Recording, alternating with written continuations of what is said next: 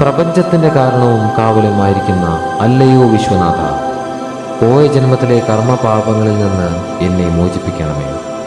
ഈ ജന്മത്തിൽ മനസാ വാച കർമ്മണ ഞാൻ ചെയ്തു പോയിരിക്കുന്ന അപരാധങ്ങൾ അവിടുന്ന് ക്ഷമിച്ചു നൽകണമേ.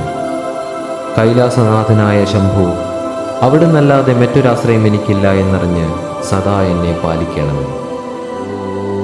ഓം സർവേശ്വരായ സർവപാപഹരായ